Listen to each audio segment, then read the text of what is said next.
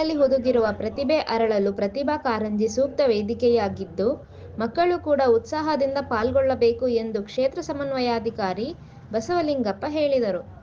ತಾಲೂಕಿನ ಮಲ್ಲಾಪುರ ಗ್ರಾಮದ ಉನ್ನತೀಕರಿಸಿದ ಸರ್ಕಾರಿ ಹಿರಿಯ ಪ್ರಾಥಮಿಕ ಶಾಲೆಯಲ್ಲಿ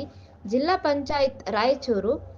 ಶಾಲಾ ಶಿಕ್ಷಣ ಮತ್ತು ಸಾಕ್ಷರತಾ ಇಲಾಖೆ, ಕ್ಷೇತ್ರ ಶಿಕ್ಷಣಾಧಿಕಾರಿಗಳ ಕಾರ್ಯಾಲಯ ಹಾಗೂ ಕ್ಷೇತ್ರ ಸಂಪನ್ಮೂಲ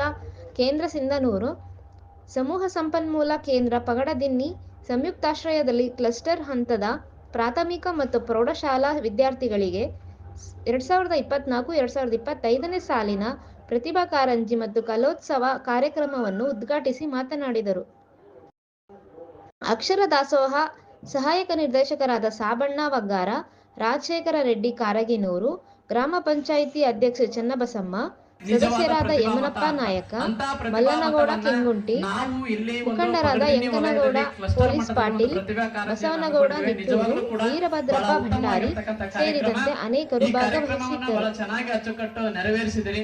ಉತ್ತಮವಾಗಿರ್ತಕ್ಕಂಥ ಯಾವ ತಾಲೂಕಾ ಮಟ್ಟದ ಪ್ರತಿಭಾ ಕಾರಂಜಿಗೆ ಕಡಿಮೆ ಇಲ್ಲದಂತೆ ಉತ್ತಮವಾದ ಪ್ರತಿಭಾ ಕಾರಂಜಿ ಇಲ್ಲಿ ನಾನು ನಿರ್ಣಾಯಕರಲ್ಲಿ ಹೇಳುವುದೇನಂತಂದ್ರೆ, ನಿರ್ಣಯ ಯಾವತ್ತೂ ಕೂಡ ಉತ್ತಮವಾಗಿರ್ತಕ್ಕಂಥ